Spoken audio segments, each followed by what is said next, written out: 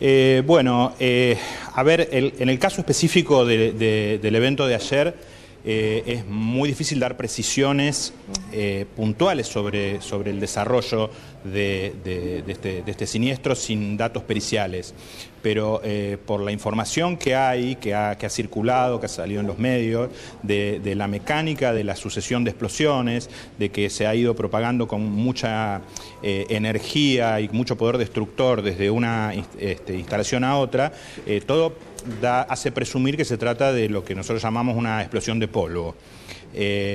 Acá está bueno hacer la aclaración de que no es particularmente un riesgo implícito en el cereal en sí mismo, sino que es un riesgo que está presente en el material en polvo, en el material finamente granulado de cualquier sustancia combustible.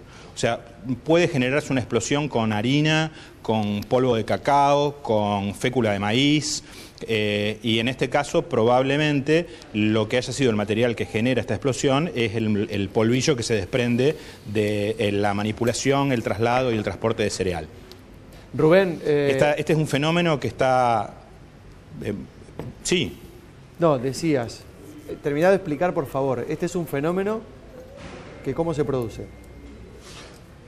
No, es un fenómeno que está ampliamente descrito, es conocido, todos sabemos que cuando prendemos fuego para hacer el asado es ideal arrancar el fuego con partículas, con pedazos chiquitos. Uno no empieza quemando un tronco grande, empieza a partir de maderitas. Bueno, lo que sucede es que a medida que nosotros vamos achicando el material combustible, la velocidad con que el material se enciende es más rápido. Cuando llegamos a escala muy pequeña, como es el polvo, la ignición es instantánea. Entonces, el material combustible que se presenta en polvo, dada una determinada condición de humedad, determinada proporción de aire, una determinada dispersión, configura una atmósfera explosiva.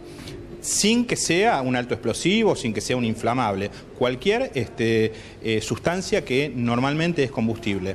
Yo hoy comentaba que la primera vez que se describió este fenómeno fue una explosión en una panadería en Italia a fin del siglo XVIII, o sea que es un fenómeno conocido, y lo que hay que hacer para evitar que esto ocurra es controlar la dispersión de polvo en el ambiente o eliminar la presencia de focos de ignición. Claro. Rubén, además del polvo... Principalmente en una instalación como es una planta de acopio.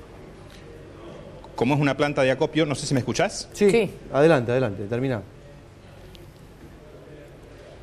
Sí, te decía, en una planta donde se maneja gran cantidad de graneles de materiales que son combustibles, lo que es imprescindible es evitar que se configuren las condiciones que favorecen una explosión de polvo.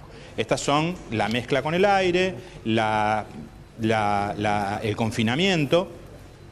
Hay una serie de medidas básicas y elementales de prevención, mantener el lugar limpio y de la experiencia sabemos que en general las instalaciones que tienen que ver con la agroindustria, no solamente las plantas de embarque, las plantas de acopio, sino también los molinos harineros, no es una práctica habitual que se atienda a esto que llamamos con el término de housekeeping, mantener la casa limpia. Uno visita plantas y encuentra acumulaciones de material casi diría que de años. Entonces, es suficiente que se produzca el primer fenómeno, la primera explosión, para que la onda de choque de esa primera explosión produzca un frente de onda que levanta el polvo acumulado y eso va encadenando una explosión con otra y como esto se da en espacios que son cerrados, esa energía concentrada de la explosión tiene un elevado poder destructivo. Están dadas las condiciones en general en las plantas por su naturaleza para que esto pase. Entonces, si se desatiende el mantenimiento, si se desatiende la prevención, evitar los focos de calor, acumular material combustible, bueno, se están generando situaciones proclives para que se den estos accidentes. Claro. Rubén, además del polvo, ¿qué otros elementos intervienen? Además del polvo y del oxígeno que nombraste también. Sí, es necesario, bueno, la presencia de material combustible, que en este caso es el polvo, la presencia de comburente, que es el aire, la condición de confinamiento. No se produce una explosión de polvo al aire libre, tiene que estar cerrado el ambiente para que se configure esta situación en que dentro de un túnel, una galería, un pozo de noria, la mezcla de polvo y aire llegue a un límite de explosividad tal que este fenómeno ante presencia de una ignición se desencadene. O sea que el otro elemento que hay, aparte del aire, el confinamiento y el material combustible, es la necesidad que tiene que haber una fuente de ignición. Claro. Ahí la gente del sindicato habla de que se estaría produciendo un ardido de días. Bueno, eso podría haber sido una de las fuentes de ignición. El ardido solamente te generaría un incendio, no la explosión. La explosión se da porque se configura toda una serie de circunstancias que toma partido de la conjunción de elementos y produce esta explosión devastadora que tiene la peculiaridad que se va desarrollando como un episodio encadenado. O sea, una explosión origina otra porque vuelve a levantar el polvo asentado y eso vuelve a configurar una atmósfera explosiva. Los heridos, Rubén, de ayer, bueno, muchos son quemados, pero los más graves, por ejemplo, estábamos hablando con la familia de un chico de 21 años, dicen que si bien estuvo en la misma situación que su compañero, el compañero se tapó la boca para respirar y no respiró ese polvo. Y que él, al respirar ese polvo que se estaba quemando, altamente combustivo, es uno de los más graves. Es altamente tóxico porque está en el calor, encendido fuego. ¿Por qué? ¿Cómo es? No, tóxico no es. Tenemos que pensar que lo que está generando el accidente es material que comemos. O sea, esto puede pasar con harina. O sea, no es un material que sea intrínsecamente tóxico. Lo que pasa es que en el momento de la ignición, ese material está a muy alta temperatura, el aire está a muy alta temperatura, y probablemente este muchacho lo que tenga es quemadura en las vías aéreas por haber aspirado el aire a muy alta temperatura, producto de la explosión. Rubén, sin algo encendido, sin un foco, ¿no?, de ignición o de encendido, ¿esto no hubiera pasado? ¿O de qué forma no hubiera pasado? No. No hubiera pasado si no hubiera un foco de ignición, que no sabemos cuál es.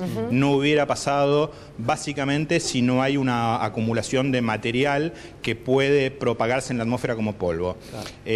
Medidas básicas de limpieza, de mantener la casa en orden, ¿no? De retirar el cereal, técnicas de aspiración, barrido, recoger diariamente el material acumulado, baja significativamente la posibilidad de ocurrencia de este tipo de accidentes.